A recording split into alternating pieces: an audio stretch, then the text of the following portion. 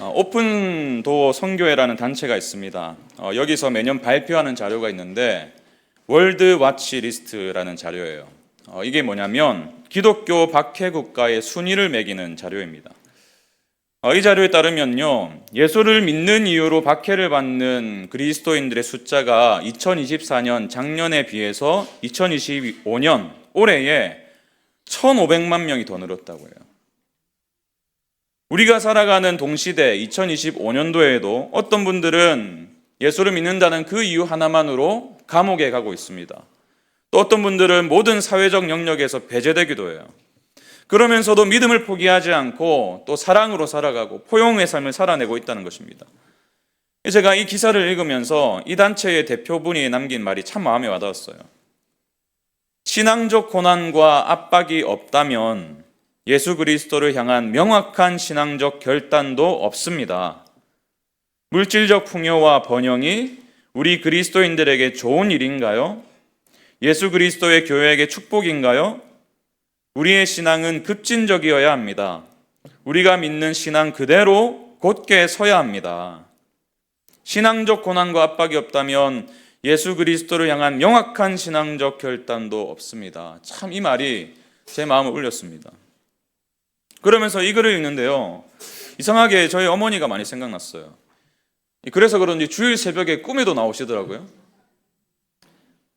제가 여러 차례 저희 어머님의 삶을 나누어 드렸지만 어머니는 이 예수님을 믿은 이후로 정말 어려움을 많이 겪고 사신 분이셨어요. 가정에서 처음 예수를 믿고 또 술과 담배가 일상이던 남편도 전도하고 또 수십 년의 세월을 보내면서 형제를 한 분 한 분 주님께로 인도했습니다. 제가 이런 말씀을 드리면 우리는 이 결과만 크게 보이기 때문에 이 이면에 흐르는 눈물은 잘 보지 못해요. 그러나 저는 가까이서 저희 어머니를 배워왔기 때문에 그 과정에서 흘릴 수밖에 없었던 수많은 눈물들을 저는 알고 있습니다. 이런 날도 있었어요. 이 형제분들을 믿음으로 인도하시고 결국에는 이제 외할아버님과 외할머님께 이런 부탁을 드렸어요. 명절에 드리던 제사를 이제 파하고 추도 예배로 좀 드리자. 형제들도 다 동의를 하시고 설득의 과정이 쉽지는 않았는데 결국 두 어른의 승낙을 받았어요. 그래서 감사한 마음으로 이제 명절에 모여가지고 예배를 막 드리려고 하는데 갑자기 할머니의 마음이 바뀐 거예요. 그러면서 제가 아직까지 생생하게 기억해요. 역정을 막 내시면서 예수쟁이 하나가 들어와가지고 자식들을 다 예수쟁이로 만들어가지고 제사도 못 드리게 한다고. 저희 어머니가 왜 그런 수모를 당하셔야 했습니까? 다른 이유가 없어요. 믿음대로 사셨기 때문이에요. 사실 지금 제가 말씀드린 사건은요, 빙산의 일각이에요. 참 많이 어려움을 겪으셨고 알게 모르게 핍박이죠. 핍박도 당하셨고요. 제가 그런 과정을 다 지켜보면서 자랐기 때문에 저희 어머니가 겪으신 그 아픔과 고통이 무엇인지 제가 잘 알아요. 그리고 믿음대로 살아가는 대가가 무엇인지도 두 눈으로 생생히 보았습니다. 여러분, 그래요. 우리의 신앙은 급진적이어야 됩니다. 예수님의 제자로서의 삶은 급진적이어야 돼요. 믿는 대로 살아가야 됩니다. 그러나 믿는 대로 살아가기가 어려운 것이 현실이죠. 우리의 신앙이 급진적이지 못한 이유가 무엇일까요? 왜 우리는 우리의 신앙을 공적으로 드러내기를 주저하는 것입니까? 왜 우리는 내가 만난 주님을 누군가에게 전하는 게 그렇게 머뭇거리게 되죠? 저는 서두에 언급해드린 오픈도어 선교의 대표의 말이 이 질문에 대한 답이 될 수 있다고 생각해요. 다시 한 번 더 말씀드릴게요. 신앙적 고난과 압박이 없다면 예수 그리스도를 향한 명확한 신앙적 결단도 없습니다. 우리의 신앙에 고난과 압박이 있습니까? 그렇지 않다면 그 이유는 무엇입니까? 어쩌면 그것이 두려워서, 그 신앙의 고난과 압박이 두려워서 시도조차 하지 않고 있기 때문은 아닙니까? 제가 곰곰이 생각해 보니까요, 다른 이유가 없더라고요. 두려움이에요. 괜히 예수 믿는다고 말했다가 받게 될 불이익이 두려운 것입니다. 교회 다닌다는 말을 하면 괜히 광신도 취급받을까 봐 두려운 거예요. 요즘같이 교회에 대한 시선이 부정적인 사회를 살아가노라면 더욱 그렇습니다. 그래서 때로 타협도 하고 또 예배당 안에서는 너무나 신실한 신앙인인데 직장과 가정에서는 아무런 힘을 못 쓰는 그런 스스로를 보기도 해요. 여러분, 결국에는 이 두려움의 문제를 해결하지 못하면 우리는 주님의 제자다운 삶을 살아갈 수가 없다는 것입니다. 이런 면에서 오늘 본문은 너무나 중요해요. 서머나 교회는 예수를 믿는 신앙으로 인해서 실제적인 박해를 받은 교회입니다. 그리고 그 어려운 환경 속에서도 굳건히 믿음을 지킨 교회예요. 그래서 주님은 서머나 교회를 향해서 그 어떤 책망도 하지 않으세요. 그들의 믿음을 인정해 주십니다. 칭찬해 주시고 격려해 주세요. 저는 이 지점이 바로 우리에게 필요한 것이라 믿습니다. 저와 여러분은 두려움을 넘어서야 돼요. 우리의 믿음의 가치를 자랑스럽게 여기고 믿음의 주요 우리를 온전하게 하시는 그리스도를 드러내는 삶을 살아야만 마땅합니다. 오늘 설교의 제목처럼 죽도록 충성하려면, 죽기까지 그리스도를 향한 충성을 변함없이 유지하려면 오늘 서머나 교회를 향한 주님의 마음을 우리가 들여다보아야 돼요. 저는 오늘 말씀을 통해서 우리 모두가 우리가 믿는 대로 살아가는 주님의 존귀한 제자가 되길 바랍니다. 죽도록 충성하려면, 주님을 향한 신실한 믿음을 지켜가려면 어떻게 해야 될까요? 오늘 본문은 말씀하십니다. 첫 번째로 주님이 아심을 기억해야 된다고 말씀하세요. 우리 한번 큰 목소리를 따라 봅시다. 주님이 아심을 기억하자. 주님은 이렇게 오늘 본문을 시작하십니다. 내가 안다. 내가 안다. 무엇을 아신다고 말씀하시죠? 9절 보세요. 내가 내 환난과 궁핍을 알거니와 실상은 내가 부유한 자니라. 자칭 유대인이라 하는 자들의 비방도 알거니와 실상은 유대인이 아니요 사탄의 회당이라. 주님은 지금 세 가지를 알고 계십니다. 환난도 알고 계시고 그들이 당하는 궁핍도 알고 계세요. 비방도 알고 계십니다. 그런데 이 궁핍과 비방이 환난에 대한 구체적인 설명이에요. 서머나 교회는 환난을 받고 있었습니다. 여기서 말하는 환난은 튤립시스라는 헬라어예요. 보통 이 단어가 어떤 때 쓰이냐면 어려움을 겪을 때의 내면이 괴로운 마음, 그 괴로운 마음을 뜻할 때 이 단어를 씁니다. 근데 여기서는 달라요. 여기서는 실제로 당했던 외부적인 압박, 또 고난, 환난을 뜻합니다. 사실 성경은 우리가 예수님의 뒤를 제대로 따르면, 진실한 주님의 제자가 되면 반드시 어려움이 뒤따를 것이라고 말씀하셨어요. 그래서 주님도 이렇게 말씀하지 않으십니까? 마태복음 10장 22절 보세요. 또 너희가 내 이름으로 말미암아 모든 사람에게 미움을 받을 것이나 끝까지 견디는 자는 구원을 얻으리라. 사도 바울도 마찬가지입니다. 사도 바울 자신도 얼마나 주님으로 인해서 고난을 당했습니까? 얼마나 환난을 당했습니까? 그리고 빌립보 교회를 향해서도 이렇게 편지했어요. 빌립보서 1장 29절 보세요. 그리스도를 위하여 너희에게 은혜를 주신 것은 다만 그를 믿을 뿐 아니라 또한 그를 위하여 고난도 받게 하려 하심이라. 우리가 예수님을 믿고 그 은혜를 누리는 것은 너무나 감사하고 귀한 일인데, 그 은혜를 주신 목적 중에 하나가 뭐라고요? 예수님으로 인해서 고난도 받게 하려 하심이라. 여러분, 우리가 이 지점을 놓치면 안 됩니다. 그렇다면 서머나 교회가 직면한 환난의 구체적인 내용이 무엇입니까? 두 가지를 말씀하시는데요. 궁핍이에요. 그들은 궁핍을 당하고 있었습니다. 예수 믿는 것 때문에 얻게 되는 경제적인 어려움을 겪고 있었어요. 제가 자료를 찾아보니까요, 어떤 경제적인 어려움을 겪었는지 여러 가지 이유가 있더라고요. 믿음을 반대하는 사람들에게 이들은 재산을 몰수당했어요. 그리고 그들이 집을 비운 사이에 사람들이 집에 들어가서 물건을 훔쳐갔습니다. 그런가 하면 이 세상과 타협하지 않았기 때문에 경제적으로 성공하기가 어려웠어요. 이 서머나의 당시에 살던 성도들이 경제활동을 하려면요, 무역조합이라는 거에 소속되어야만 했습니다. 그런데 그 단체의 조합원으로 활동을 하려면 신앙과 맞지 않는 종교 행사에 참여해야만 했어요. 그 당시 사회를 지배했던 그리스 로마의 수많은 신들, 그 신들을 위한 제의적 행사에 참여해야만 했습니다. 그래서 성도들은 실제적인 문제에 직면했어요. 먹고 살려면, 조합원 자격을 유지하려면 신앙을 타협하고 이방신을 섬겨야 됩니다. 종교 행사에 참석해야 돼요. 반대로 이를 거부하면 직격탄을 맞는 거예요. 경제적으로 실업도 하고 궁핍의 위험을 무릅써야만 했습니다. 이들의 이야기만으로 치부하지 마시고 저와 여러분의 이야기로 생각해 보세요. 여러분이라면 무엇을 선택하시겠습니까? 정말 어려운 상황이죠.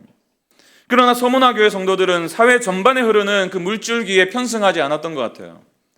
직장을 잃고 경제적으로 어려울 수밖에 없는 길을 선택했던 것입니다. 그 결과 궁핍에 처할 수밖에 없었던 거예요.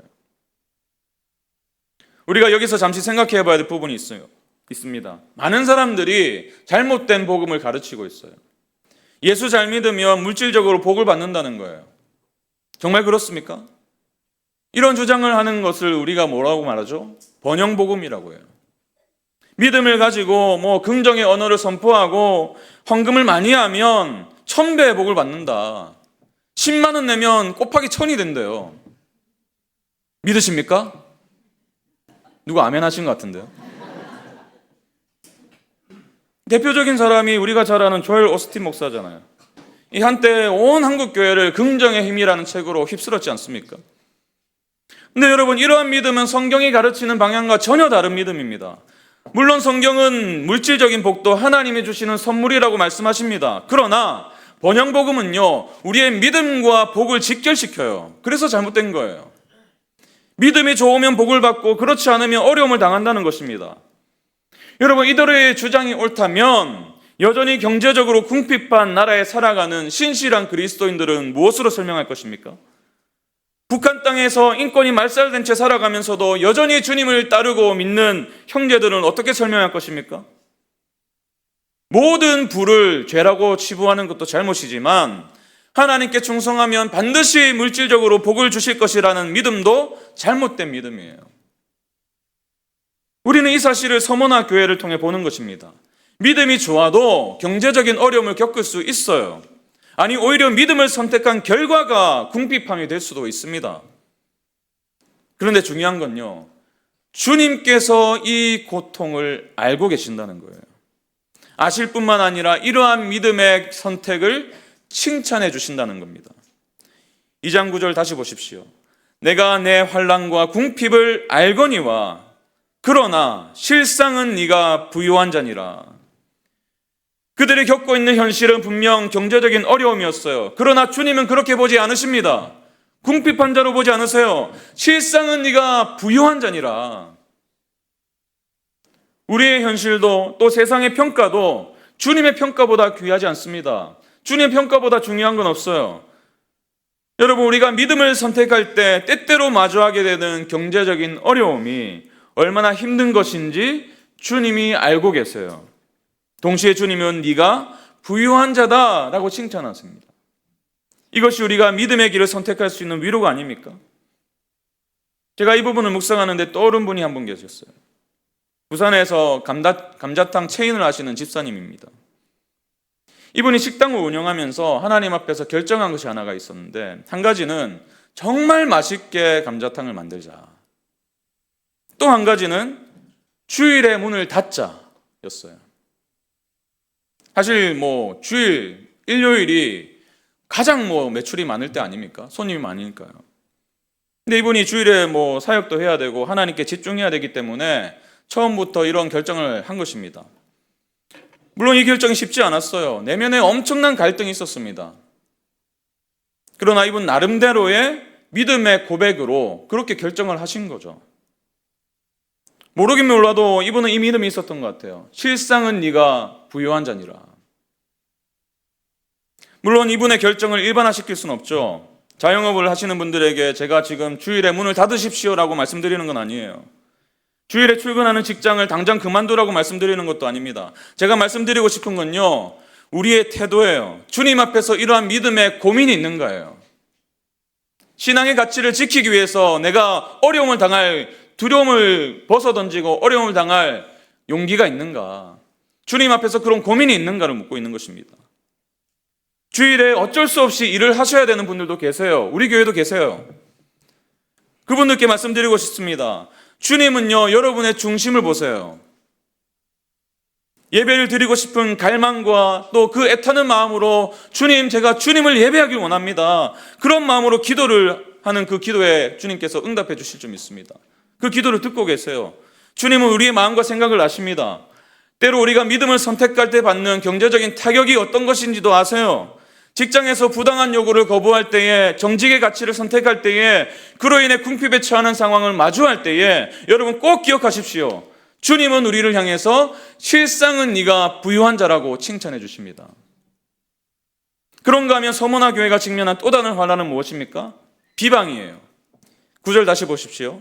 자칭 유대인이라 하는 자들의 비방도 알거니와 실상은 유대인이 아니요 사탄의 회당이라.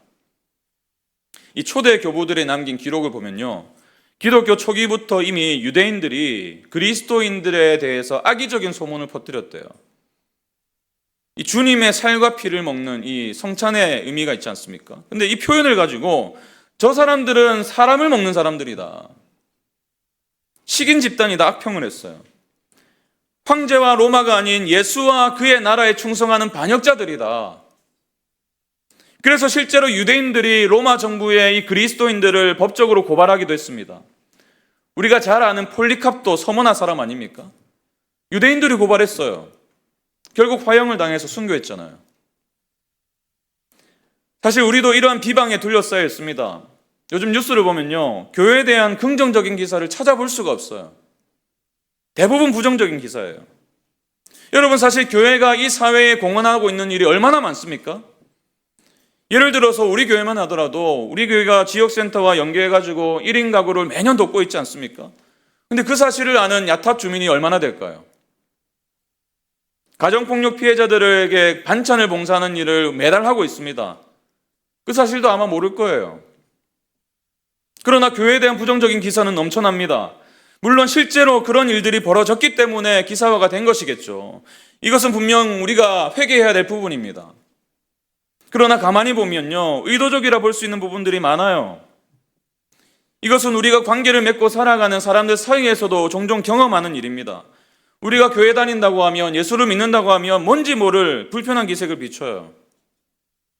비방이 있습니다. 그러나 기억하세요. 주님은 우리의 이러한 현실을 알고 계세요. 주님이 아십니다. 누군가가 우리의 아픔을 알아만 줘도 위로가 될 때가 있잖아요. 근데 사랑하는 우리 주님께서 우리가 처한 궁핍과 비방을 알고 계신대요. 믿음을 선택한 여러분의 결정도, 그 결정으로 인해 당한 불이익이 있다 하더라도 여러분 꼭 기억하십시오. 주님이 아십니다. 이것이 우리 모두의 위로가 되길 바랍니다. 주님이 알고 계시다는 것이 우리가 끝까지 견디며 충성할 수 있는 힘이 될 줄로 믿습니다. 그런가 하면 우리가 또 기억해야 될 사실이 한 가지 더 있는데, 주님의 약속을 기억하셔야 돼요. 우리 한번 더 따라해 봅시다. 주님의 약속을 기억하자. 제가 이 9절을 읽고 난 다음에 10절을 읽는데요, 좀 실망스럽더라고요. 우리의 믿음을 지키며 살아갈 때 겪는 수많은 어려움들을 주님이 아신대요. 우리의 믿음을 인정해 주신대요. 그러면요, 그 어려움에서 좀 건져 주셔야 되는 거 아니에요? 근데 우리의 기대와는 달리 10절은 이렇게 말씀하시더라고요. 10절 보십시오. 너는 장차받을 고난을 두려워하지 말라. 볼지어다 마귀가 장차 너희에게서 몇 사람을 옥에 던져 시험을 받게 하리니 너희가 10일 동안 환난을 받으리라. 네가 죽도록 충성하라. 그리하면 내가 생명의 관을 내게 주리라. 장차받을 고난, 몇 사람을 옥에 던질 것이다. 시험을 받게 할 것이다. 10일 동안 환난을 받을 것이다. 우리의 기대와는 전혀 다른 말씀을 하고 계십니다. 이 편지를 읽었을 서머나 교회의 마음은 어땠을까요? 지금까지 이들이 받았던 환난도 만만치 않았는데 더 견뎌야 된다니. 근데 제가 왜 실망하고 섭섭한 마음이 들었는지 생각해 보니까요, 제 마음 깊은 곳에도 이런 믿음이 있더라고요. 보상 심리가 있더라고요. 아니, 이 정도로 견뎌냈으면, 이 정도로 좀 고난을 통과했으면 좀 뭔가 좀 잘해 주셔야 되지 않습니까, 주님이? 좀 이 정도의 큰 고난을 통과했으면 앞으로는 뭐 창창대로로 형통한 삶만 보장해 주셔야 되는 건 아닙니까? 근데 다시 한번 말씀드립니다. 성경은 단호히 그런 생각을 거부해요. 그런 믿음은 없다고 말씀하세요. 주님은 오히려 우리에게 고난을 두려워하지 말라고 말씀하세요. 죽기까지 충성하라고 하세요. 거듭해서 강조드립니다. 성경은 우리의 믿음과 복을 기계적으로 연결하지 않습니다. 예수 믿어도 고난을 당해요. 예수 믿는 것 때문에 오히려 애매한 어려움을 겪는 것이 우리의 신앙의 여정입니다. 여러분, 지금까지 수많은 어려움을 통과해 오셨습니까? 그러나 우리가 살아갈 날 동안 또 다른 어려움이 찾아올 수 있어요. 이것이 이 땅에 살아가는 동안 우리가 마주할 현실인 것입니다. 그러나 그런 우리를 향해 주시는 주님의 말씀을 기억하세요. 주님이 뭐라고 말씀하시죠? 두려워하지 말라고 말씀하세요. 앞으로도 고난을 당할 것이다. 앞으로도 환난을 당할 것이다. 그러나 두려워하지 말거라. 왜 두려워하지 말라고 말씀하십니까? 여러분, 가만히 생각해 보면요, 두려움은 우리의 인생에 아무런 도움을 주지 않아요. 두려워한다고 해서 그 문제가 해결되지도 않습니다. 두려움은 우리가 그 어려움들을 이겨내는데 그 어떤 도움도 주지 않아요. 오히려 하나님을 원망하게 만듭니다. 하나님께 섭섭한 마음이 들게 해요. 주님을 향한 우리의 신뢰를 흔들어 놓을 뿐입니다. 그래서 주님은 두려워하지 말라라고 말씀하시는 거예요. 대신에 주님의 약속을 기억하라고 우리에게 말씀하십니다. 이것이 우리가 믿음의 길을 끝까지 갈 수 있는 동력이라는 사실을 주님이 누구보다도 잘 아시기 때문이에요. 오늘 본문을 통해서 주님은 세 가지 약속을 주십니다. 첫 번째 약속은요, 고난은 유한하다는 거예요. 10절을 다시 볼까요? 너는 장차 받을 고난을 두려워하지 말라. 볼지어다 마귀가 장차 너희 가운데서 몇 사람을 옥에 던져 시험을 받게 하리니 너희가 10일 동안 환난을 받으리라. 10일 동안 환난을 받으리라. 여기서 말하는 이 10일이요, 문자적으로 해석할 수도 있지만 요한계시록 전체 맥락을 보면 상징성을 가진 숫자입니다. 무슨 말인가 하면 이 고난의 기간이 짧을 거라는 말이에요. 유한하다는 말이에요. 고난이 영원하지 않고 한정된 시간 동안 겪게 될 일이라는 것입니다. 왜 그럴까요? 주님이 우리의 모든 인생을 주관하고 계시기 때문이에요. 주님의 그 고난의 때, 특정한 고난의 때도 주님이 두 손으로 붙들고 계시기 때문입니다. 그래서 8절은 주님을 이렇게 소개하죠. 2장 8절 보십시오. 서머나 교회의 사자에게 편지하라. 처음이며 마지막이요. 우리 주님이 누구시라고요? 처음이요 마지막이신 분이에요. 역사를 주관하시는 분입니다. 제가 종종 말씀드리죠. 우리의 인생은 우리는 손으로밖에 볼 수 없어요. 내일 일을 알 수 없습니다. 그러나 주님은 우리의 인생을 어떻게 보시죠? 통으로 보세요. 우리의 처음과 끝을 다 알고 계세요. 우리가 고난당할 때에 그 고난의 시작과 끝을 아십니다. 사실 우리가 어려운 상황을 통과할 때에 그것이 영원할 것처럼 느껴지죠. 그래서 주여 언제까지입니까? 이렇게 기도할 때가 많으시지 않습니까? 그러나 기억하십시오. 고난은 유한합니다. 처음과 마지막이신 주님이 우리의 모든 삶을 주관하세요. 특정한 고난의 때도 마찬가지입니다. 우리가 이것을 기억할 때 고난에 다르게 반응할 수 있어요. 저는 이 사실을 어머니의 삶을 통해서 확인한 사람입니다. 숱한 반대에 부딪혔지만 결국은 믿음으로 인내하셨어요. 한평생 이 땅을 떠나시기 전까지 기도하셨던 기도가 우리 엄마 구원받게 해주세요였어요. 물론 이 땅에서 그 구원의 역사를 보지 않고 이 땅을 떠나셨지만 마침내 주님께서 우리 외할머님의 삶을 건져내셨어요. 이번 명절에도 제가 뵙고 왔어요. 어머니를 얼마나 그리워하시는지 몰라요. 여러분, 고난은 유한합니다. 영원하지 않아요. 속지 마십시오. 영원할 것처럼 느껴지지만 여러분의 느낌을 믿지 마세요. 진리를 믿으십시오. 이 약속을 믿으십시오. 또 다른 약속은 무엇입니까? 우리가 끝까지 충성하면 생명의 관을 주시겠다 약속하십니다. 10절 다시 볼까요? 네가 죽도록 충성하라. 그리하면 내가 생명의 관을 내게 주리라. 직역하면 관, 곧 생명을 내게 주리라예요. 이 관은요, 왕과 왕비가 쓰는 왕관이 아니에요. 이 당시에 이 경기가 있었는데 승리한 운동선수들, 그들에게 주어지는 화관이었어요. 사실 주님이 충성에 대한 보상으로 반드시 이 관을 주셔야 되는 것은 아닙니다. 우리가 아무리 주님을 위해서 충성스럽게 살고 신실하게 살았다 할지라도 우리는 여전히 자격이 없는 사람들이에요. 그러나 감사한 것은 주님이 그런 우리의 신실함을, 그런 우리의 충성을 인정해 주시겠다고 말씀하시는 거예요. 얼마나 큰 은혜입니까? 이 은혜가 있기 때문에 우리는 오늘도 우리가 당면한 이 신앙의 마라톤을 뛸 수 있는 거예요. 근데 여러분 기억할 것은요, 주님은 우리의 등수에 관심이 없다는 겁니다. 네가 1등으로 들어왔니? 잘했다. 2등이니? 뭐 그럭저럭 잘했구나. 꼴찌니? 그게 뭐니? 이렇게 하지 않으신다는 거예요. 주님의 관심은요, 우리의 등수에 있지 않고 우리가 완주했는가에 관심이 있어요. 느리더라도 완주하는 것에 관심을 두고 계십니다. 완주하는 모든 자들에게 이 생명이라는 화관을 씌워주시겠다고 약속하시는 거예요. 지난달에 우리 아이들의 운동회가 있었습니다. 우리 둘째가 친구들과 달리기 하는 장면을 아내가 찍어가지고 보내줬어요. 뭐 다들 아시다시피 둘째가 다리가 불편하기 때문에 마음은 빨리 달리고 싶은데 그러지 못하잖아요. 근데 너무 감동이 된 건요, 이 아이가요 끝까지 포기하지 않더라고요. 중간에 그만둘 법도 한데 끝까지 달리더라고요. 얼마나 장하고 기특한 마음이 들든지 참 눈물이 났습니다, 제가. 그러면서 오늘 말씀이 겹쳐지는 거예요. 우리 아들을 향한 제 마음이 그렇다면 우리 주님은 오죽할까? 여러분, 예수 믿고 사는 길이 쉽지 않아요. 힘들고 어려운 길입니다. 좁은 길이에요. 그러나 주님이 은혜로 선사하실 화관을 기억하십시오. 그러면 그날을 고대하면서 오늘 우리에게 당면한 이 경주를 끝까지 완주할 수 있으리라 믿습니다. 마지막 약속이 있어요. 둘째 사망이 어때요? 11절 보십시오. 귀 있는 자는 성령이 교회들에게 하시는 말씀을 들을지어다. 이기는 자는 둘째 사망의 해를 받지 아니하리라.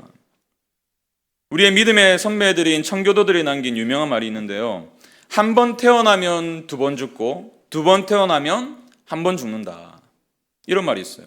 일생이사, 이생일사. 무슨 말일까요? 두 번 태어난다는 게 뭐죠? 우리가 이 땅에서 육신으로 태어나고 영적으로 한 번 더 태어나는 거듭남을 의미합니다. 그러나 예수 믿고 영적으로 태어나지 않으면, 육체적으로 한 번만 태어난다면 육체의 죽음 이후에 영원한 죽음이 기다리고 있는 거예요. 두 번 죽는 거예요. 우리가 왜 이것을 확신할 수 있습니까? 이 말씀을 하신 주님이 죽음을 이기신 분이기 때문이에요. 8절을 다시 보십시오. 서머나 교회 사자에게 편지하라. 처음이며 마지막이요 죽었다가 살아나신 이가 이르시되. 우리가 정말 주님을 믿는다면, 주님의 십자가와 부활을 믿는다면 우리에게는 이 놀라운 약속이 주어진 거예요. 그래서 주님이 이렇게 말씀하신 건 아니겠습니까? 몸은 죽여도 영혼은 능히 죽이지 못하는 자들을 두려워하지 말라. 오직 몸과 영혼을 능히 지옥에 멸할 수 있는 이를 두려워하라. 여러분, 우리가 주님 안에 있다면 영혼을 죽일 수 없는 사람들을 두려워할 필요가 없어요. 우리의 몸은 힘들게 할 수 있습니다. 가정생활이 녹록지 않을 수도 있어요. 직장생활에 어려움이 있을 수도 있습니다. 믿음대로 살아가는 삶이 쉽지 않을 거예요. 그러나 우리의 영혼은 함부로 할 수 없어요. 이 승리가 주님 안에 놀라운 약속으로 우리 모두에게 주어졌다면 우리가 무엇을 두려워할 수 있겠습니까? 이 약속을 붙드시기 바랍니다. 신뢰하시기 바랍니다. 이 약속에 눈을 뜨셔야 돼요. 그러면 이기신 주님의 승리가 저와 여러분의 것이 될 줄로 믿습니다. 제가 오늘 설교를 마무리하면서 어제 만나뵌 분과의 대화의 내용을 좀 소개하고 싶어요. 어제 2부 예배 때 우리 교회에 귀한 손님이 오셨었는데요, 영안교회에서 20년 동안, 우리로 치면 순장이죠, 20년 동안 순장으로 사역하신 부부가 함께 예배를 드렸습니다. 근데 이분들이 왜 오셨냐면 지금 목동에서 선교사 훈련을 받고 계세요. 어제 두 분이 이렇게 이 앞자리에 앉아 계셨거든요. 제가 그분들의 얼굴을 보는데 마음이 울컥한 거예요. 왜 울컥했냐면 찾아와 주셔서 감사한 마음도 있었지만요, 제가 그분들의 삶을 알거든요. 첫째 아들이 어릴 때 교통사고로 하늘나라로 먼저 떠나보내신 분들이에요. 그런 일이 저희 가정에 일어났다면요, 억장이 무너지는 일 아닙니까? 얼마나 많은 성도들이 함께 울어주고 함께 위로했나 모르겠습니다. 근데 더 놀라운 건요, 이 사고를 낸 사람이 청년이었어요. 홀어머니를 모시고 사는 청년이었어요. 근데 이분들이요, 그 청년을 그 해의 새생명 축제에 초대를 하셨어요. 그 조건으로, 새생명 축제에 오겠다는 조건으로 합의를 해주셨어요. 그 후로도 매주 이 청년의 옆에 앉으셔가지고 성경책도 찾아주고 신앙적인 조언도 해주고, 인간적으로 볼 때 어떻게 이 일이 가능한 일인가. 그래서 이 박정근 목사님이 어느 날 부르셨어요. 힘들지 않냐고, 어떻게 그럴 수 있냐고. 그러니까 이 집사님이요, 이렇게 말씀하셨습니다. 목사님, 저도 진짜 힘듭니다. 옆에 앉아 있으면요, 당장 여기서 나가라고 그렇게 소리를 치고 싶을 때가 한두 번이 아닙니다. 근데 목사님, 주님이 사랑하라고 하시는데 어떻게 합니까? 주님이 저 같은 인생을 위해서 하나뿐인 아들을 보내셨는데 어떻게 합니까?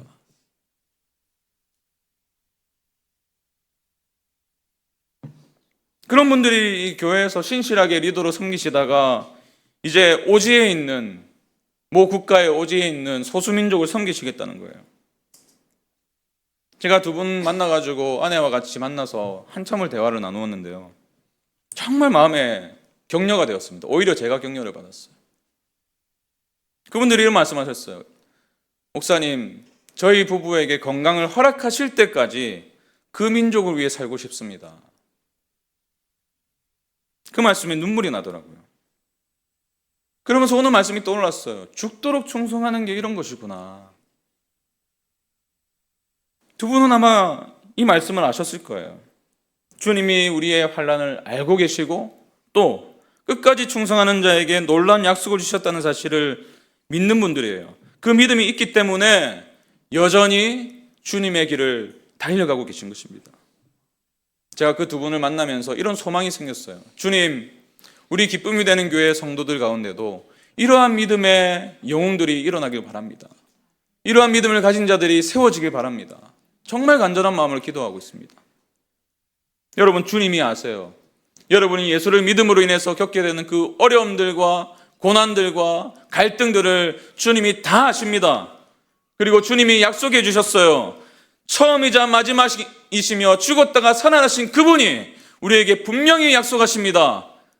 죽도록 충성하면 생명의 관을 내게 주리라. 둘째 사망의 해를 받지 아니하리라. 이 약속을 굳게 붙들고 끝까지 이 믿음의 길을 완주하시는 우리 모두가 되시길 간절히 축원합니다.